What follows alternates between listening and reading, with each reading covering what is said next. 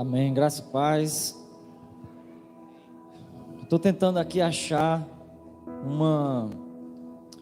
um testemunho que eu quero ler para vocês no dia de hoje, na noite de hoje, mas eu ainda não consegui achar. Achei outros vários, mas não consegui achar o que eu li ontem à noite aqui. É um testemunho de muçulmanos que têm se entregado a Jesus, porque Jesus tem aparecido em sonho para eles. Veja que maravilha. Eu quero falar nessa noite não sobre algo que de repente você quisesse ouvir quando veio aqui hoje, eu não sei, mas eu senti desejo de falar nessa noite sobre Jesus, sobre a realidade dessa figura. Eu digo assim porque alguns que assim pensam que Jesus é uma figura histórica ou um revolucionário. E uma certa ocasião Jesus quis saber o que é que as pessoas falavam dele e o que é que os discípulos achavam que ele era.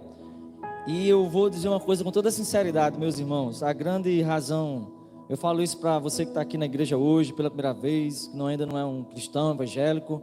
Falo isso para você, meu irmão, que já é, como foi dito aqui no início, que já tem 50 anos de igreja, que se você não consegue enxergar Jesus, você apenas vive a religiosidade de uma fé vazia de significado, porque muitas vezes a gente faz o que faz e simplesmente porque nós estamos movidos por alguma coisa que não seja de fato uma experiência real com Jesus. Então, quando eu leio e ouço de que muçulmanos estão porque vocês sabem que o islamismo é uma religião muito radical, inclusive criticam o cristianismo, criticam a Bíblia por não conhecerem de fato como o cristianismo é uma religião que é radical, quando diz que somente através de Jesus, nós chegamos até Deus. O conhecimento de Jesus, a possibilidade de um dia viver e participar, como ele mesmo falou, de um grande banquete no céu, onde ele mesmo, Jesus, disse que partiria o pão e cearia conosco. Essa possibilidade de estar com Deus só através de Jesus. Nesse ponto, o cristianismo ele é radical. Nós não entendemos que existe outro caminho, nós não entendemos que existe outra possibilidade da gente se relacionar com Deus, a não ser através de Jesus. Porém, o cristianismo é uma religião que abraça, é uma fé a qual Jesus disse assim: vinde a mim todos os que estáis cansados, oprimidos, e eu vos aliviarei. Há uma promessa de Jesus que a gente vai a Ele como a gente está. É por isso que algumas pessoas têm dificuldade de deixar algumas coisas para vir até Jesus, quando na verdade nós somos incapazes de deixar por nossa própria força, a não ser que uma força sobrenatural opere em nós. E a isso a Bíblia chama de conversão por meio do Espírito Santo.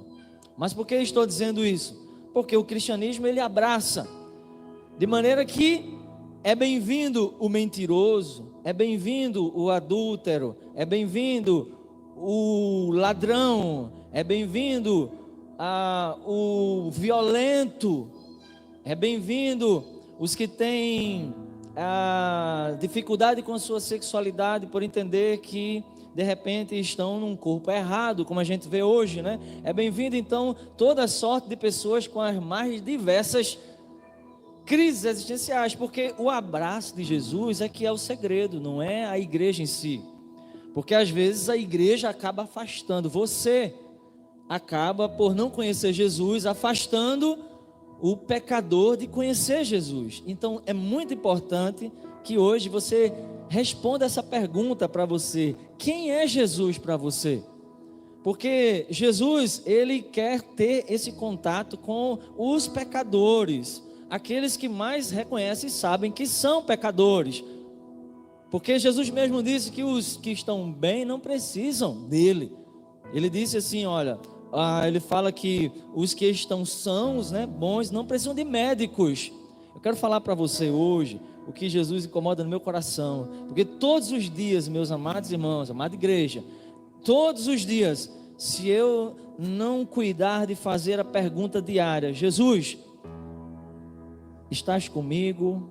Se eu não trilhar um caminho de conversa com Jesus, não é a religião, não é o meu dízimo, não é a minha vestimenta, não é se eu uso barba ou se eu corto o cabelo raspado ou não, não é isso que vai determinar se eu sou próximo ou não de Jesus, mas é meu relacionamento com Ele. E você imagina que às vezes a religião, a igreja tem sido, ao invés de ser acolhedora, como eu falava uma certa situação para um amigo meu, e dizia: a igreja precisa que você esteja aqui. Mas pastor, mas eu sou pecador. Mas a igreja precisa de você aqui, para que você conheça o abraço de Jesus e possa evidenciar esse amor, esse acolhimento, esse poder transformador de Jesus na sua vida. E aí a gente precisa responder a pergunta: quem é Jesus para nós? Quem é Jesus para você? Eu queria falar sobre Jesus nessa noite, porque eu acredito que você tem problema assim como eu, e se dependesse de mim, na verdade, eu não queria passar pelas coisas que eu passo, assim como se dependesse de você, você também não gostaria de passar pelas coisas que você passa, porque já foi dito aqui que nós temos problemas, e é fato, e é real, e a única maneira da gente realmente entender que os nossos problemas são pequenos é quando nós fazemos como disse aqui no louvor, quando nós entendemos que não adianta pular do barco, que às vezes a tempestade vem. Então a única maneira da gente entender que o nosso problema é pequeno é quando a gente enxerga Jesus, é quando a gente enxerga quem é Jesus, quem é a pessoa de Jesus, qual é o Jesus que você conhece. É o Jesus que está no crucifixo? É o Jesus que está na fotografia? É o Jesus histórico? É o Jesus revolucionário? Qual é o Jesus que você convive com ele? Quem é Jesus? É uma pessoa real ou é uma ideia, uma religião? Quem é Jesus? Eu acredito piamente que o mal do século da igreja evangélica, que se diz evangélica, e aqui estamos nós, o nosso mal é que a gente conhece muito bem como funciona a religião, como funciona o estatuto da igreja, como funciona o cargo que eu recebi, como funciona, como funciona o mecanismo religioso, mas nós não conhecemos Jesus. Eu pergunto para você, você falou com Jesus hoje antes de vir aqui? Você tem estado com Jesus em momentos que não são do culto aqui nas quatro paredes? Então é importante, você veio nessa noite aqui porque Jesus quer se revelar à tua vida. Ele quer sim que você entenda que Ele pode solucionar teu problema. Se o mar me submergir, a tua mão, ela segura. É isso que nós louvamos. Agora, quem é Jesus? Então, abra comigo a sua Bíblia, se você assim puder. Por que eu falei dos muçulmanos? Porque, deixa eu corrigir aqui, porque eu fico falando, né? E as palavras vão saindo e às vezes eu me perco no raciocínio. Ore pela minha vida. Mas eu dizia então que o islamismo, ele é essa religião tão radical. Mas a Globo, preste atenção, a Rede Globo não vai mostrar o lado radical do islamismo não, tá?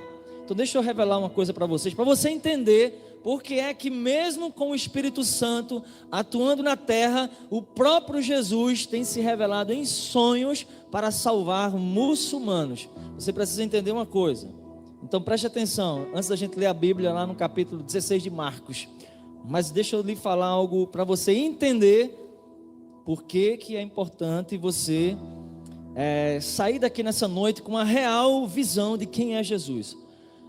Vários são os relatos. Se você colocar no Google, quando chegar em casa, coloque assim: muçulmanos que se convertem vendo Jesus em sonho. Você vai ver lá centenas e dezenas, não sei, dependendo da forma como você colocar na busca, você vai encontrar. São centenas de muçulmanos que têm encontrado Jesus em sonhos. Nós lemos ontem aqui um relato, um testemunho que eu estava procurando aqui para ler, mas achei outros, não achei ele, mas tudo bem, do pastor Ali, e quando ele tinha 45 anos de idade, ele vai a Meca, que é uma cidade de peregrinação, onde nasceu Maomé, e lá todo muçulmano, ele precisa ir pelo menos uma vez no ano, e lá no ritual de dar 7 voltas, em torno de uma pedra negra, alguns beijaram aquela pedra, o Ali se afasta um pouco, porque ele era um alcoólatra, ele era alguém que tem dificuldade de relacionamento com a sua esposa, e um grande vazio existencial, de maneira que ele sempre se sentiu, no seu testemunho ele fala, uma pessoa fora daquela realidade. Então o que acontece? Achou aí, né? Valeu. O que acontece? Ele diz que ao ir a Meca, ele batia na sua esposa, ele tinha dificuldade com os seus filhos, ele disse que colocou no coração o desejo de encontrar Deus, e ao chegar lá, ele disse que estava desesperado quando chegou a Kaaba, que é o santuário lá muçulmano, o santuário máximo da religião. Mas antes de contar esse testemunho dele aqui, deixa eu falar para você o que é o islamismo, tá bom? Você imagina que um homossexual lá no islamismo, ele é enforcado, mas a Rede Globo não vai mostrar isso, tá? A Rede Globo vai mostrar o caminho das Índias, mas também não é isso que diz a palavra. Só para vocês terem uma ideia, o islâmico, ou vamos botar assim essa colocação, o muçulmano crente de verdade, aquele muçulmano que quer colocar em prática a Bíblia deles, que chama lá o Corão, o muçulmano que quer colocar em prática, sabe quem é ele? Ele é aquele que estava no avião em 11 de setembro de que ano? 2010, né? 11, né? 2001, isso mesmo. Enfim, vocês lembram, né? Porque já foi 11 e 10. Então é isso aí.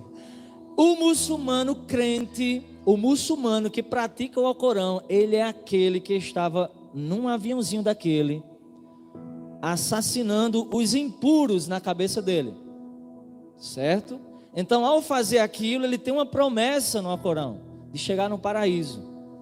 Eles são treinados com 8 anos de idade. Uma pessoa que nasce no Islã e é treinada e educada, porque vocês têm que entender que a cultura oriental, e isso também os judeus fazem muito bem, onde uma criança de 12 anos já sabe decorado. Você imagina, um judeu, e aí vamos falar dos judeus, né? Com 12 anos, porque a cultura oriental é uma coisa maravilhosa.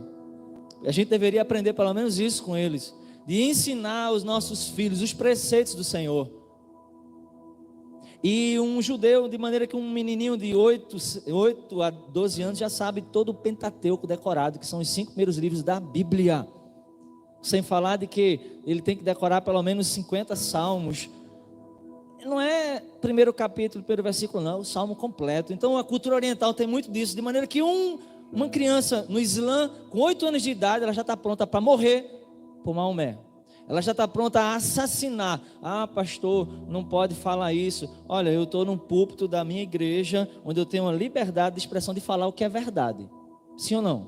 Não estou falando nenhuma mentira. Eu estou falando que a cultura islâmica é uma cultura que é muito radical. De maneira que as pessoas que se convertem lá, elas morrem. Boa parte dos países perseguidos, como os cristãos perseguidos, estão no Iraque, no Irã. São países de maioria prevalecente de islâmicos e muçulmanos. Então, meu irmão, decidir ser um missionário para parar lá no Oriente Médio é dar um tchau para a família e dizer: a qualquer hora eu posso chegar aqui num caixão. De fato. Mas a Globo não vai mostrar para você que existem mais de 253 milhões de cristãos perseguidos. A Globo não vai mostrar isso para você. É preciso que a gente entenda essa realidade, de que é difícil um missionário sobreviver lá, e de que lá estão existindo centenas e centenas de conversões. Essa semana eu postei no meu Instagram lá um vídeo que mostra as pessoas jogando o livro do Alcorão na água. Depois postei uma semana retrasada o batismo num vilarejo lá islâmico, e aqueles cristãos prontos a sair do batismo e morrer. Gente, isso é realidade.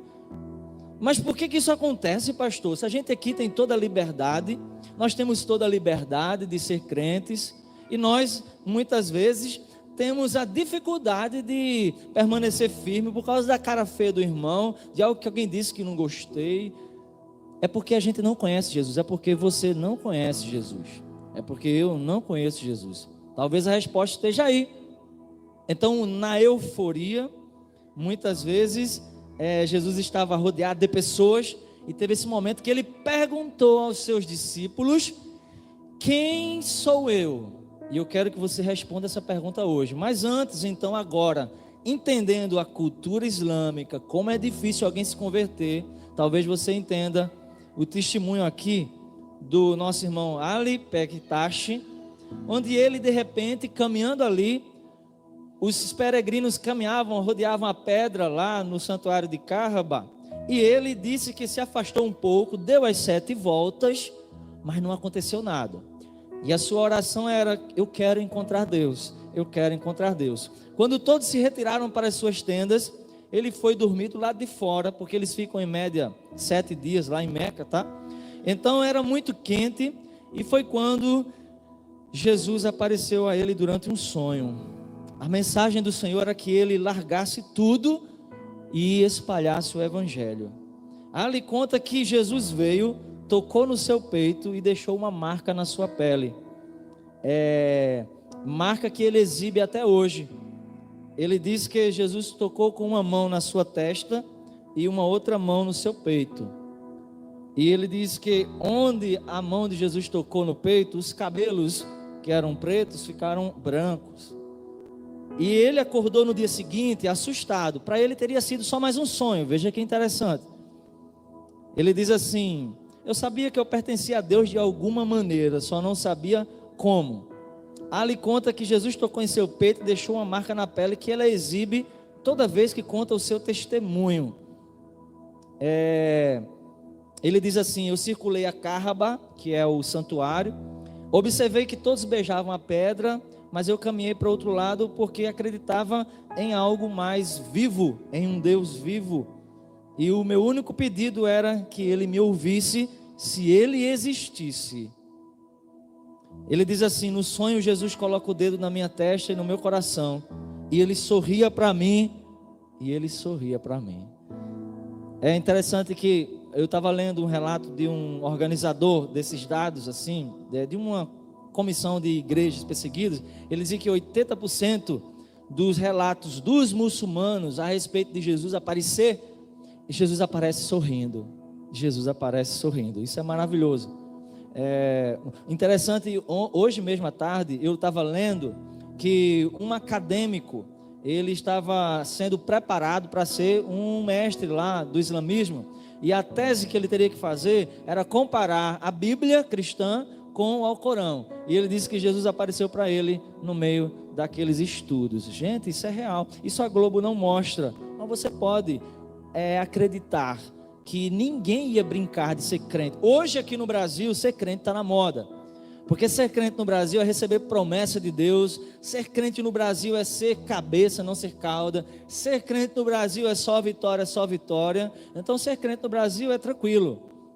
Em alguns casos é até melhor para se dar bem na vida, como tem muitos aproveitadores. Mas ser crente lá no Oriente Médio, inventar historinha de sonho, inventar a historinha de que Jesus apareceu para sair de casa, ser expulso de casa, para os próprios familiares não matarem eles. Então, só mesmo entendendo que mesmo Jesus deixando o Espírito Santo na terra, porque Jesus falou: importa que eu vá, para que ele venha, o Espírito da verdade, que o mundo não conhece, ele vai estar com vocês, ele vai ensinar vocês a respeito de tudo.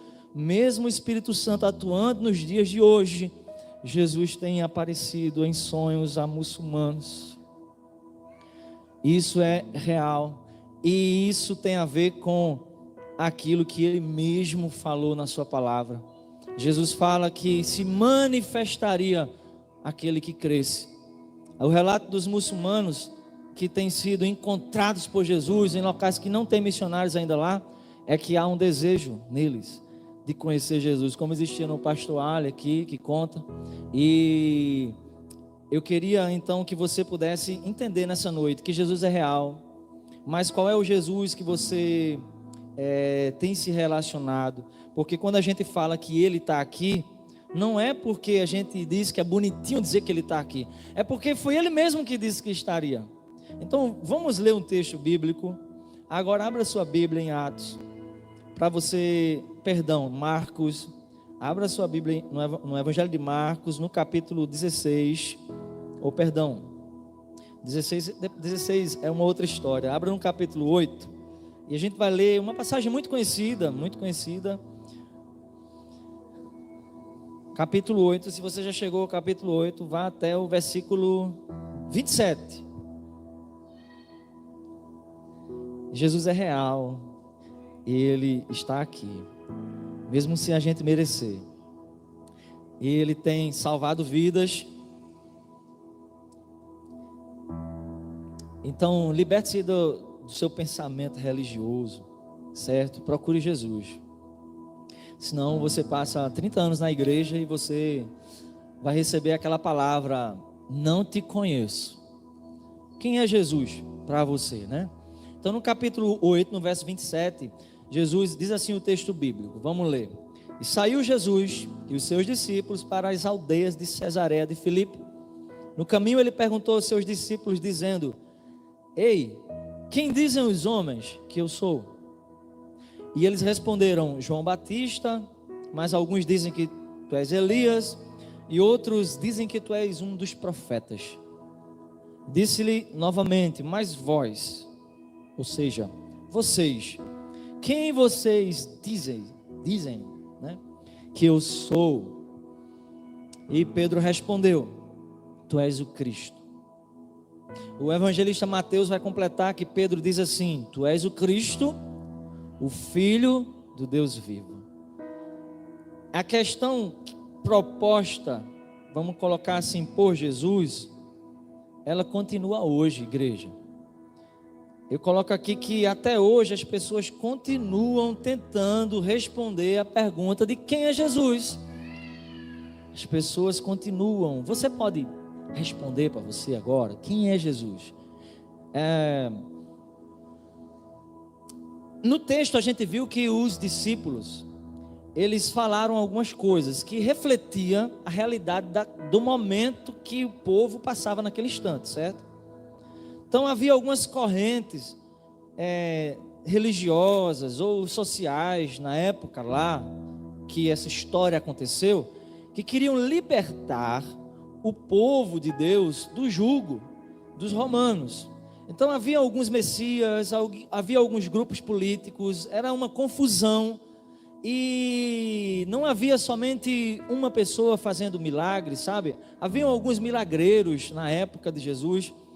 E Jesus, vamos dizer assim, vindo de Nazaré, que era um local humilde, onde até se dizia, tinha um ditado assim popular, tipo uma piadinha, que era assim: pode vir alguma coisa boa de Nazaré? Para você ver, Jesus nasceu em Nazaré. Então Jesus, um nazareno, filho do carpinteiro, Jesus agora passa a ser chamado de profeta.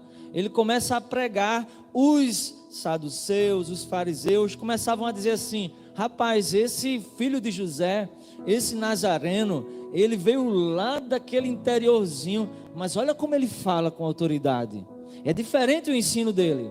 Então, pouco a pouco, Jesus foi ganhando popularidade e se destacando entre os muitos milagreiros e muitos messias que existiam na época.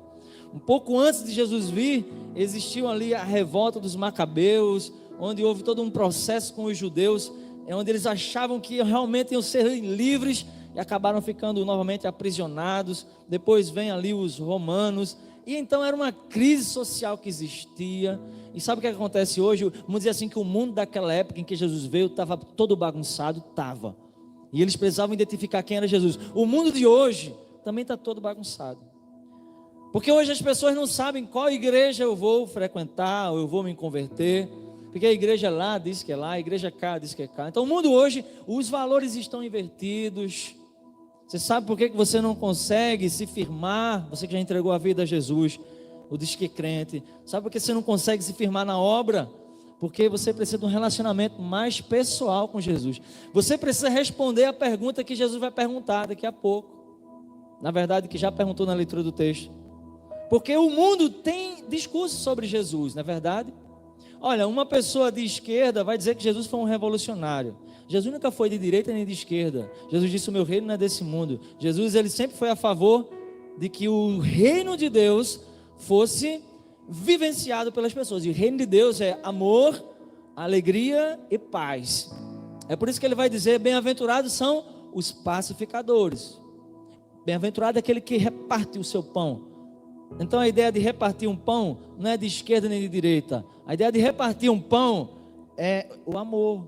Mas as pessoas querem colocar Jesus na sua filosofia política, religiosa, seja lá qual for. Então existem muitos discursos, mas quem é Jesus? Quem é Jesus? Então Jesus escuta: olha, uns dizem que tu és João Batista, porque havia uma ideia que Jesus era João Batista. Outros Elias, por causa de uma história que havia que Elias iria vir, e os judeus interpretaram de uma forma errada e disseram: dizem que tu pode ser Elias. Outros dizem que tu és um profeta. Jesus diz: tudo bem, mas e vocês? Quem eu sou para vocês? E ali faz um silêncio total. Ninguém fala nada. Assim que eu perguntasse para você: quem é Jesus para você? Agora, vamos tentar, deixa eu tentar ajudar você, em nome de Jesus. Eu não, misericórdia, né? O Espírito Santo que ajude você. Mas me ocorre assim uma ideia, a seguinte: se alguém perguntasse para você assim: quem é aquele rapaz que está ali de blusa preta, com o microfone na mão? Alguém diria assim: ele é um pastor, ele é o esposo de Maria, ele é o filho do pastor, ele toca guitarra. Mas olha, escute bem, nós podemos conhecer acerca de alguma pessoa, mas podemos apenas dizer coisas sobre essa pessoa e não conhecer de fato essa pessoa. Talvez quem me conheça mais seja minha esposa e minha mãe. Eles vão poder me conhecer de perto e dizer coisas que são íntimas e fortes. Mas a gente não é o que a gente faz, a gente não é com quem a gente casa, nós somos uma pessoa. E assim Jesus é. E Jesus precisa, nessa noite, você precisa, melhor dizendo, entender quem Jesus é. Não basta dizer que Ele é títulos que não significam nada para a sua vida. Deixa eu dizer uma coisa: quando faz aquele silêncio total, aí Pedro, ele começa a falar. Pedro sempre muito precipitado. Dessa vez o Espírito Santo, até porque Jesus disse que não foi Pedro que falou, foi Deus. Até porque Pedro não estava convertido ainda, não é verdade? Então Pedro diz assim: tu és o Cristo. Sabe o que significa o Cristo? O Cristo é o ungido. Tu és o ungido de Deus. Mateus vai dizer que Pedro completa e diz assim: tu és o Filho de Deus. Sabem que os imperadores da época e os reis tinham títulos de filhos de Deus. Então Pedro diz assim: tu és o Filho de Deus, verdadeiramente. E Jesus olha para Pedro e diz assim: Pedro, tu és muito sortudo com o que você falou, mas não foi você que falou, porque você é carne, você é sangue, e ninguém compreende ainda de fato das coisas eternas, ainda não. Jesus falava da sua ressurreição, da sua morte, mas Jesus diz assim: foi o Espírito Santo, foi Deus que te revelou. De fato é isso mesmo. Agora não digam nada a ninguém. Pouco tempo depois, porque eles estavam caminhando, para Cesareia de Filipe. Eles estavam saindo de Jerusalém, eles estavam caminhando para o norte da Palestina, Cesareia de Filipe, e eles foram conversando e o papo foi acontecendo, e Pedro de repente é usado por Deus e diz: tu és o Cristo, tu és o Filho de Deus. E Jesus diz: amém, de fato, mas não diga isso nada para ninguém. Por quê? Porque importa que eu vá, eu vou morrer, eu vou sacrificar, eu mesmo vou entregar a minha vida na cruz, para que o Deus Santo seja saciado em sua ira e se relacione com o ser humano, porque isso é o Evangelho.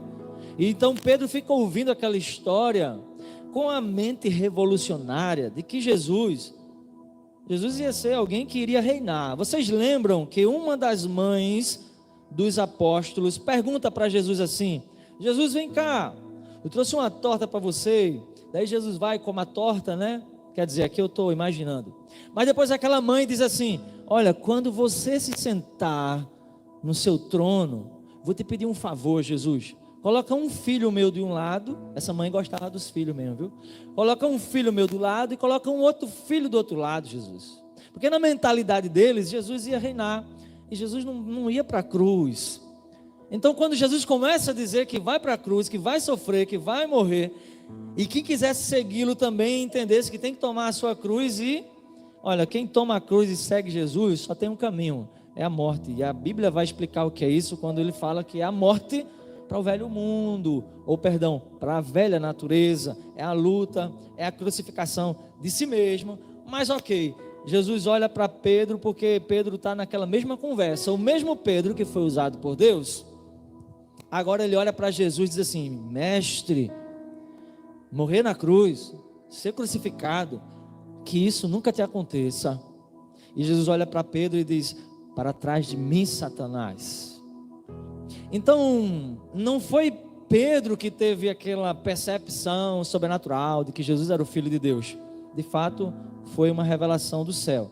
Então aqui a gente está entendendo o contexto social, revolucionário, as pessoas, o que Jesus queria? Jesus queria que os seus seguidores, na verdade eu penso o seguinte, pense comigo, o que Jesus queria perguntando aos seus seguidores quem ele era? É a mesma coisa que Jesus quer quando ele pergunta para mim: quem eu sou para você, pastor Hélio? Jesus queria que a sua pessoa fizesse sentido para você. Quem tem que fazer sentido para você não é a igreja em primeiro lugar, não é o pastor, não é a cara feia do irmão, não é o sagrado, seja lá de quem for. Quem tem que fazer sentido para você é a existência soberana de Jesus. É Jesus que tem que fazer sentido para você. Então Jesus sentia que os discípulos seguiam ele, porque alguns queriam reinar com ele, alguns queriam ser servidos. Jesus tem um trabalho enorme de discipular aqueles apóstolos ali. Jesus pergunta: quem eu sou para vocês? E olha só que interessante, eu quero dizer algumas coisas para a gente caminhar para o final aqui. Porque a pergunta que Jesus fez para os apóstolos, para os seus discípulos, é a mesma pergunta que ele faz para a gente hoje. É necessário a gente responder quem é Jesus, porque essa pergunta é uma pergunta que ecoa já milênios, são mais de 2000 anos, ou seja, séculos e séculos. Quem é Jesus? Jesus dividiu a história. Para uma boa parte da população mundial, a história está dividida em antes de Cristo, depois de Cristo. De alguma maneira, a figura histórica de Jesus é real. É real porque Flávio Josefo, que era um judeu contemporâneo de Jesus, não cristão, judeu, ele relata sobre um Jesus milagreiro de Nazaré que ressuscitava mortos. Esse é um dos relatos mais impressionantes extra-bíblia que está num livro de história do historiador Flávio Josefo, que é um historiador muito rebuscado quando os teólogos vão estudar sobre a cultura judaica. E Flávio Josefo ouviu falar de Jesus. Não tem mais nenhum milagreiro citado lá, mas Jesus fez a diferença. E um tal de Jesus, a seita dos nazarenos, eles dizem que ele ressuscitava mortos. Então a história, a pessoa de Jesus, ela é uma pessoa histórica, ela já é aceita assim como uma pessoa real. Alguns discutem se de fato Jesus histórico é o Jesus da fé. Alguns dizem não, a igreja inventou. Teólogos tentaram ao longo da história dizer que não, Jesus não andou sobre as águas não. Aquilo ali eram uns recifes que tinham e Jesus estava andando. Tranquilo, então Pedro pisou no lugar errado e se afogou, né? Jesus não multiplicou os pães não, porque aquilo ali, Jesus deu uma palavra, então cada um que tinha um pouquinho, começou a compartilhar. Eles viram o exemplo do menino que chegou lá e foi compartilhar, então cada um que tinha um pouquinho, começou a compartilhar. Vocês não têm ideia da quantidade de gente que já apareceu na história, dentro das universidades, para desmentir o que está na Bíblia, mas todas as vezes caem por terra. Sabe por quê? Porque Jesus continua aparecendo às pessoas. Porque ninguém explica como um alcoólatra, ele deixa de beber, porque isso é milagre. O maior milagre é quando, numa sociedade onde nós somos livres para fazer o que a gente quer, a gente aprende a crucificar a nossa carne. Então Jesus pergunta: quem eu sou? Eu vou falar uma coisa bem pessoal para vocês aqui rapidamente. E se eu tivesse que responder, me permita responder nessa noite para você quem Jesus é para mim. E se isso faz sentido para a tua vida, em nome de Jesus, se agarra com isso. Eu não vou falar do Jesus que muitas vezes está distante. Eu responderia assim, porque essa foi a pergunta que Jesus fez para mim sexta-feira, e eu respondi assim para ele. Eu queria compartilhar com vocês, porque nós já sabemos que Jesus, olha, a resposta de Pedro: tu és um ungido de Deus, tu és um Messias, ela era uma resposta providencial para aquele contexto histórico, onde apareceram vários Messias, entre aspas, vários milagreiros. Pedro está identificando Jesus como o verdadeiro, o único. A resposta para nós hoje, ela pode ser mais ampla, porque talvez dizer que Jesus é o Messias não faça nem sentido para você. Talvez dizer que Jesus é um ungido não faça nenhum sentido para você. Mas quem é Jesus para você? Lembrar que daqui a pouco a gente vai estar olhando para os olhos dele, que de acordo com Apocalipse capítulo 1, seus olhos são como chamas de fogo. Então eu não sei se tem fogo nos olhos de Jesus, ou se são as cores do fogo. Eu sei que João disse que os olhos dele são como chamas de fogo. João vai dizer que a sua pele é reluzente, é como um bronze polido. E então eu não conheço nenhum ser humano que tem olho de fogo, nem tem a pele polida, né? Então ele não é aquele Jesus pintado lourinho, porque João vai dizer que os cabelos de Jesus são brancos como a neve. Então isso foi o que João conseguiu descrever. E esse Jesus, ele é real. Ele tem aparecido em sonhos. Ele tem se mostrado fiel em relatos missionários e missionárias afastadas de suas casas, em lugares distantes, são socorridas. Eu lembro que Deus lá no Antigo Testamento disse assim para Elias: olha, Elias, sai daqui, pode ir lá para aquela cidade agora, eu esqueci o nome, Sarepta. Não, mas é a história que ele disse que os corvos, Deus diz assim: eu vou mandar uns passarinhos para dar de comer a você. Querite, né? Vai lá, porque os corvos vão te alimentar. Deus está fazendo a mesma coisa, meus irmãos, com os missionários. Vocês não conhecem. Me citem um nome de um missionário aqui. Alguém, por favor. Nós temos mais de 500 missionários batistas no mundo. Disseram aqui, Jucineta, não pode, Jucineta está aqui. Eu estou falando de missionários fora, me citem um aí.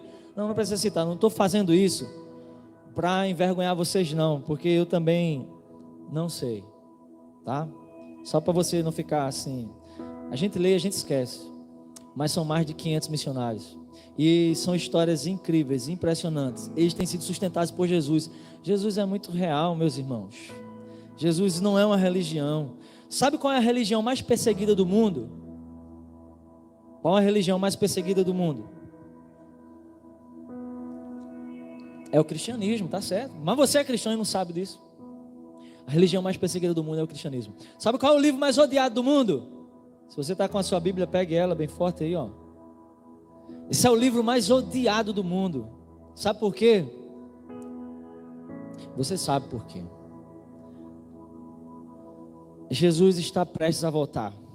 E ele diz assim para um grupo de 20, 30 pessoas: vocês não temam, pequeno rebanho. Vocês serão odiados por todo mundo, mas vocês vão ser minhas testemunhas em Jerusalém, Samaria, que vocês não querem ir, Judeia, até os confins da terra. Salvação não é só para vocês não, tá? Vocês vão entender. Vai descer sobre vós o Espírito Santo, vai tomar vocês. Vocês vão a lugares que vocês nem imaginariam que iriam. E hoje o Evangelho chegou até nós. Jesus está vivo, Jesus é real, Jesus continua curando, Jesus continua fazendo coisas maravilhosas. Não, desfrute de Jesus. Então eu respondi assim: Jesus é meu amigo.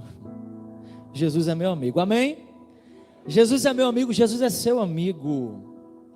quem é Jesus para você? Eu respondi: Jesus é meu amigo. Amigo é aquele que está próximo, é aquele com quem eu posso contar. Jesus não é minha religião. Tem gente que diz assim: minha religião é Jesus. Eles dizem isso com a desculpa de não viver em comunidade. Calma aí, tá, gente? Quando eu digo que a figura que tem que ter sentido na sua vida é Jesus, não é para você depreciar a religião.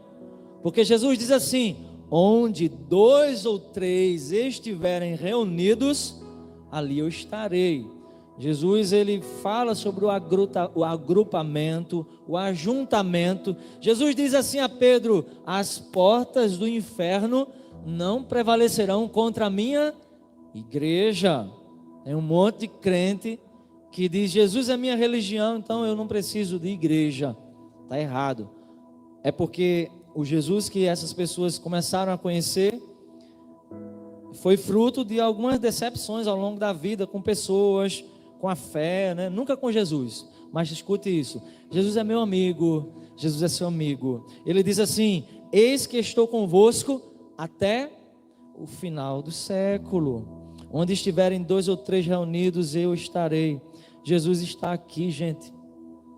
Sabe por que Jesus, ele é Deus? E porque Deus é Deus? Porque não se explica a onipresença. Algumas pessoas se perdem, porque querem entender como que uma pessoa pode ser onipresente, estar em todos os lugares, onisciente, saber todas as coisas, e onipotente, pode todas as coisas. Ah, se Deus pode todas as coisas, por que Ele não acaba com a fome? Ah, perguntem a Ronaldinho Gaúcho e aos grandes empresários, porque eles não abrem mão de suas riquezas. Deus deu uma responsabilidade para a humanidade coloca a culpa em Deus. Você coloca a culpa em Deus de algumas coisas. Por que isso está acontecendo? Ah, Jesus, se tu estivesse aqui, meu irmão não teria morrido. A desculpa de Marta é a nossa desculpa sempre, para a gente não entender quem é Jesus. Jesus quer fazer coisas maravilhosas. Ele quer que no meio da sua tristeza, no meio da realidade de você não ter nada, você entenda que Ele é tudo e você sinta a alegria do céu. Deixa eu caminhar aqui que eu preciso te dizer coisas importantes antes de você ir embora. Jesus é meu amigo, eu respondi. Segunda coisa, Jesus é meu Senhor. Jesus também é teu Senhor. Olha, Jesus é meu amigo, Ele também é seu amigo. Tente responder isso para você hoje mesmo, tá? Quem é Jesus para você? Você pode chamar Jesus de amigo. Isso é poderoso, porque existem promessas em cima disso.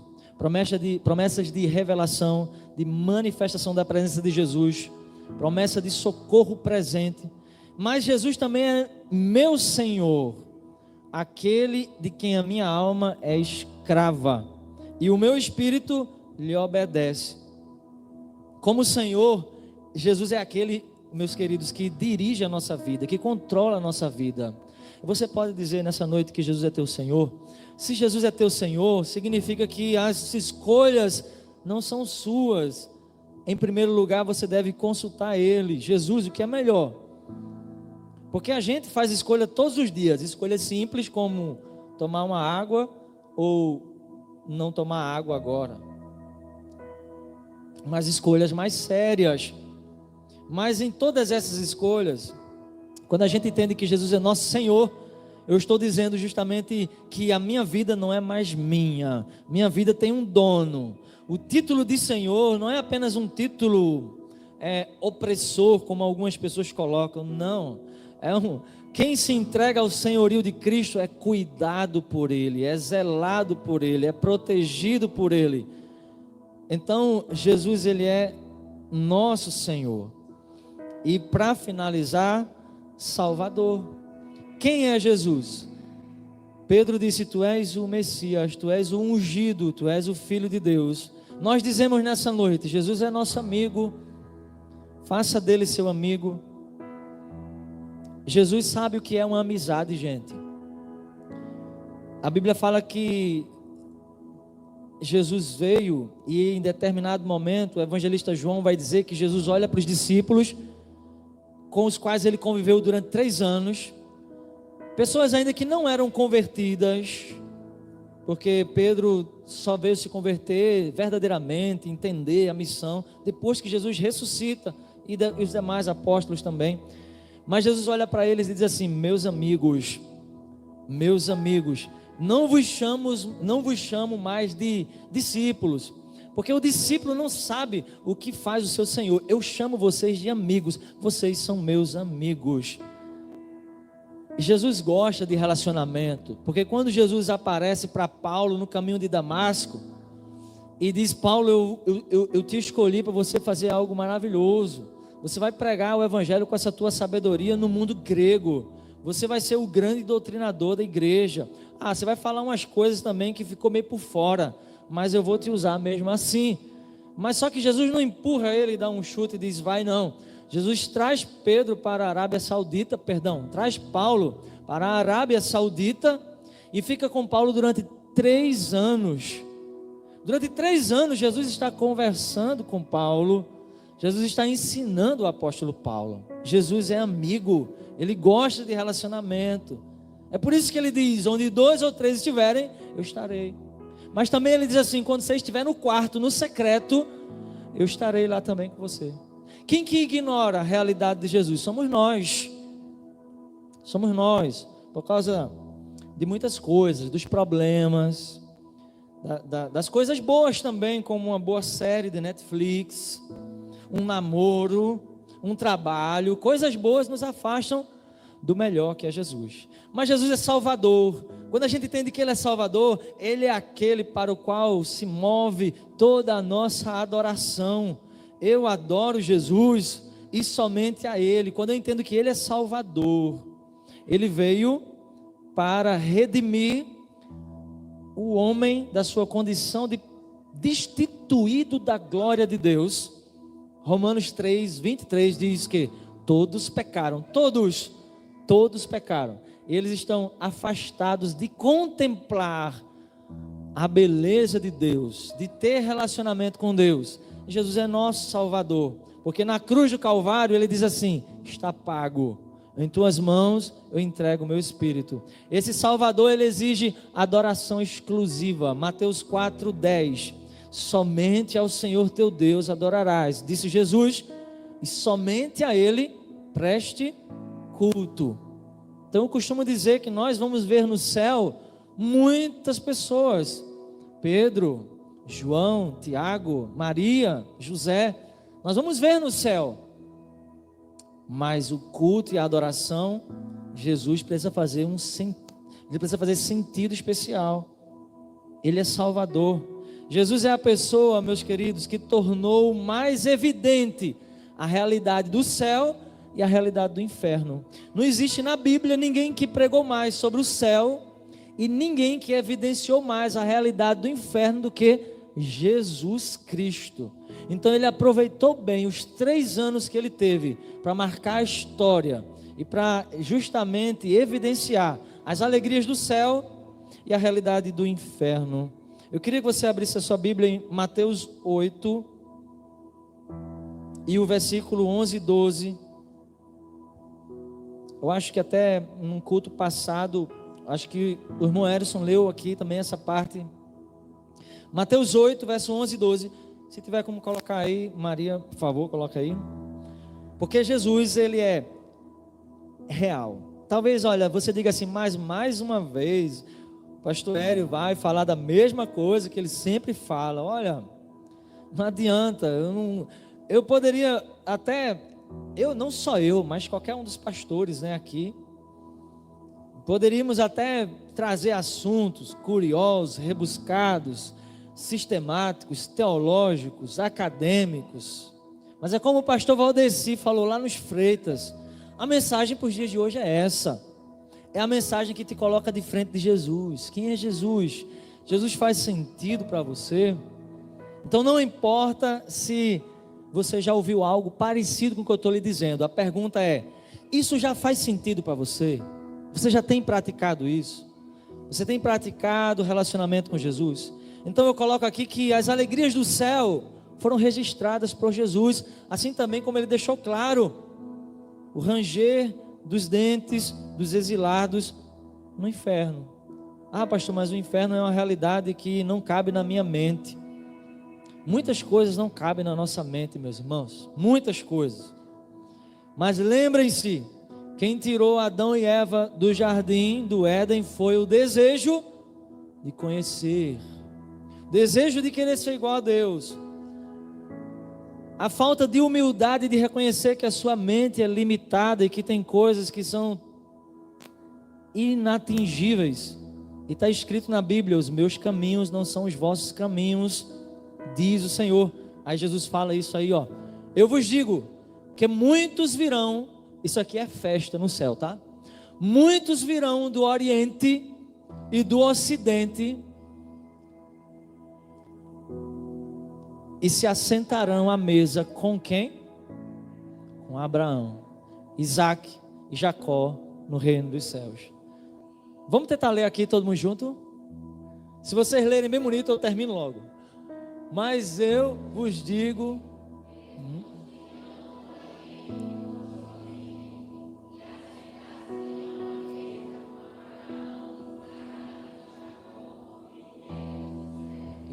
Isso é promessa de Jesus. Olha, esse muitos aqui, eu estou no meio. Pelo menos eu quero estar. Amém? Você quer estar no meio? Sabe que Jesus vai reinar. Há um reino milenial. Isso também vai ser divergente na teologia escatológica, porque alguns não acreditam em 1000 anos como real, outros como figurado. Mas independente disso, a Bíblia diz que Jesus vai reinar, que Jesus vai ser servido. E talvez nesse dia você esteja lá. Olha que maravilha. Isso é festa no céu, irmãos. Sentado à mesa com Abraão, Isaac e Jacó. Mas logo na sequência do versículo, isso Jesus está revelando o céu. Isso é a glória do céu, isso é a alegria do céu. Mas logo na sequência ele vai dizer assim: e os filhos do reino, vou explicar os filhos do reino, tá? Serão aonde, irmãos? Vamos ler aí. Faz medo isso aí, né? Quem gosta de ler essas coisas é Maiara. E os filhos do reino serão...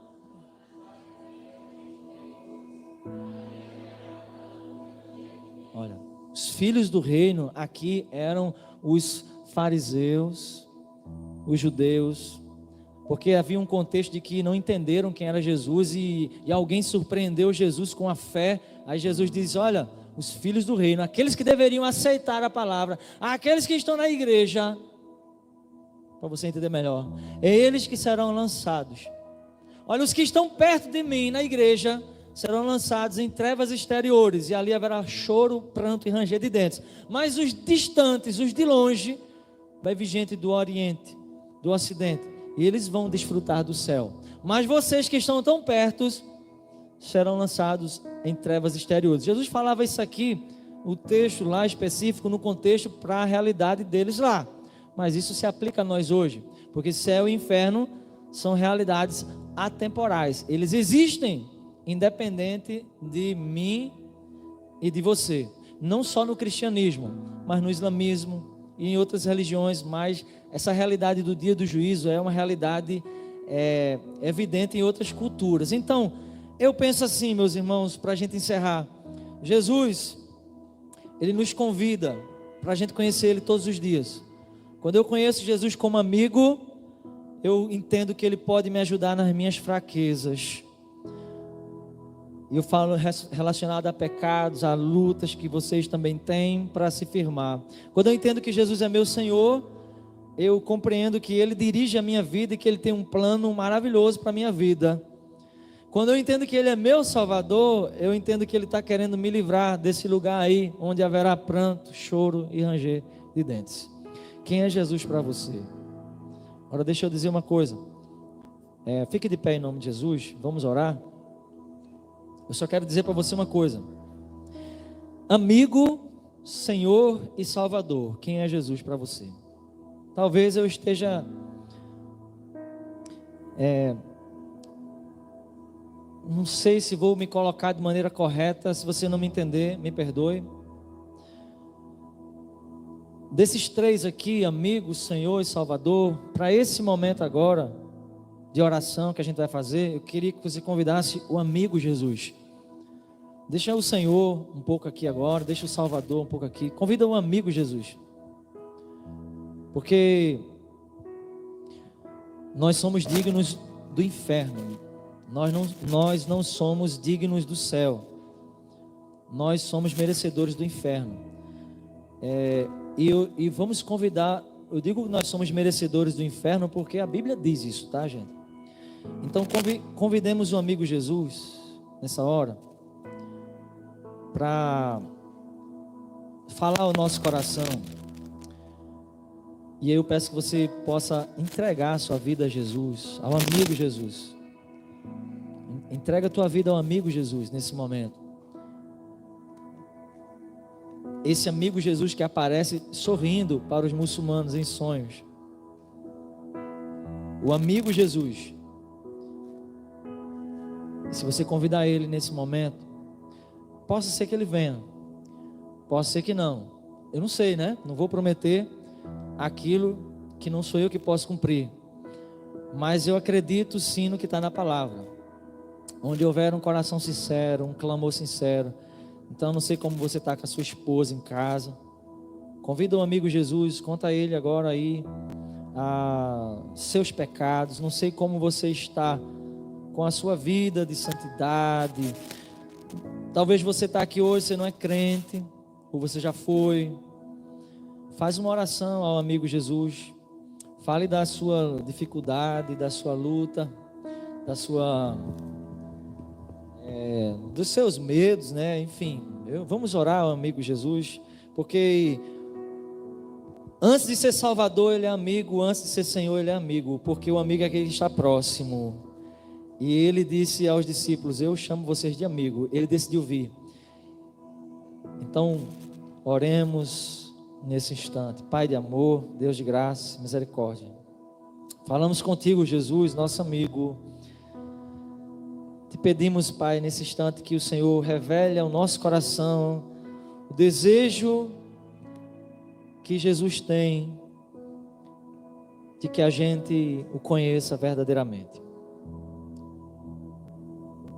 Salva, Deus, alguns aqui, pela Tua graça e misericórdia.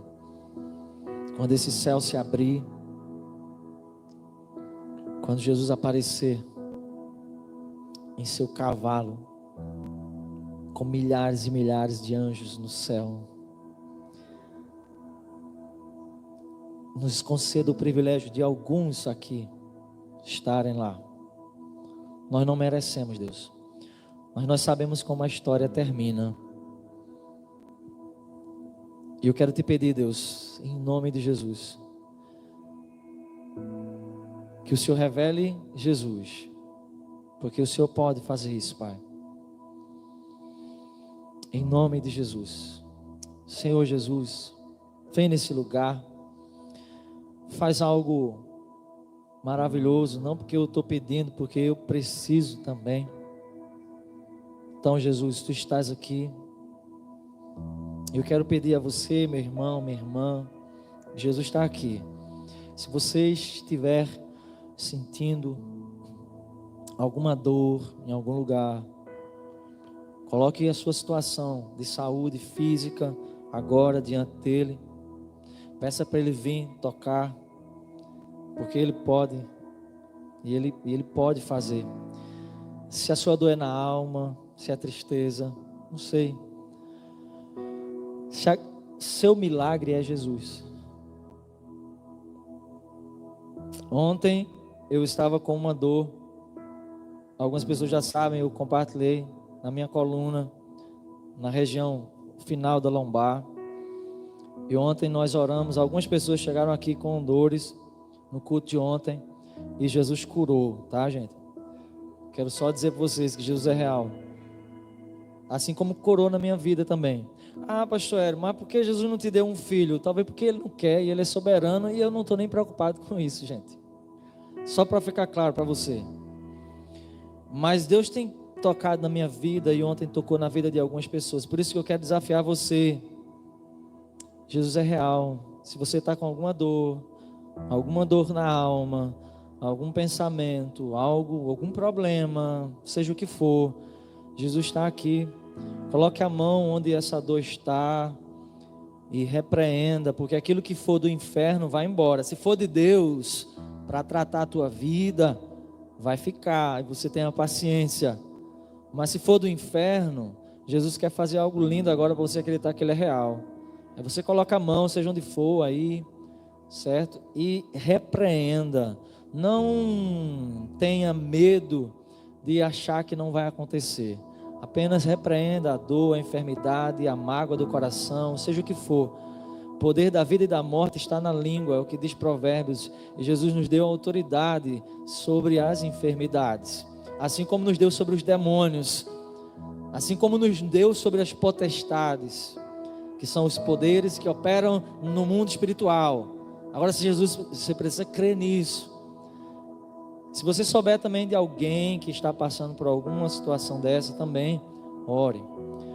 Oremos, Pai de amor e Deus eterno, te agradeço mais uma vez porque o Senhor se faz presente nesse lugar, assim como o Senhor fez ontem, Deus, aqui no nosso meio e operou maravilhas, Pai. Colocaste no coração da tua serva um brado de glória, onde ela pôde dizer: que alegria eu senti a presença de Deus pela primeira vez na minha vida. Assim, Pai, eu oro para que hoje o Senhor seja glorificado na vida de cada um que está aqui, Pai. Que não voltemos para casa achando que vamos viver mais uma semana da mesma maneira, mas que seja uma semana gloriosa. Que nós possamos viver esse final de ano debaixo da tua proteção e ainda com perspectivas melhores e maiores, porque o Senhor que comanda a nossa vida, Pai. Então, nesse instante, Deus, eu oro em nome de Jesus e te agradeço e oro para que cada um aqui experimente o Senhor Jesus, assim como o Senhor promete na sua palavra: os que me amam e me obedecem, eu me manifestarei a eles. Obrigado, Deus, pelas infinitas bênçãos que o Senhor tem dado aos teus servos. Eu oro especialmente por avivamento. Eu oro, Pai, por santificação. Eu oro, Pai, para que as pessoas entendam que cristãos perseguidos estão sendo mortos e que essa realidade seja mais forte do que a cara feia de um irmão. Eu oro para que haja santidade aqui no altar, naqueles que pegam os instrumentos. Eu oro para que haja santidade aí nos bancos daqueles que oram. Meu Deus, eu oro para que os trabalhos missionários locais sejam prósperos, Deus. Que o Senhor envie os trabalhadores da última hora. Que o Senhor revele nessa noite que o Senhor nunca chamou nenhum desocupado, o Senhor só chamou gente ocupada. E que não possa haver desculpa em nosso coração para fazer aquilo que o Senhor nos mandou fazer: curar, evangelizar, ensinar, batizar. Eu oro, Pai, para que o Senhor nos dê uma semana vitoriosa. Oro nessa vida pelo teu servo, o irmão diácono Manuel Mendes. Que a enfermidade, Pai, que está no seu corpo até então, seja repreendida em nome de Jesus. Que ele já está preparado para fazer, pode operar algo maravilhoso na vida dele. Eu oro por ele, pelos demais idosos da nossa igreja, que sejam, meu Pai, queridos, que vivam dias de velhice com saúde, para a glória do teu nome. Assim nós desejamos, Pai. Concede-nos, Deus, então, mais uma vez te peço, uma semana livre, Pai, do coronavírus, livre, Pai, das dificuldades que às vezes nos roubam a fé, e se acontecer de sermos acometidos, eu oro para que o Senhor nos faça viver os milagres. Eu oro em nome de Jesus, amém. Eu peço aos irmãos que sentem nesse momento, façam uma oração silenciosa, seja de 3 segundos, de 2 minutos, e assim que você orar, aí você pode ir para casa em paz, debaixo da proteção do Senhor Jesus. Amém.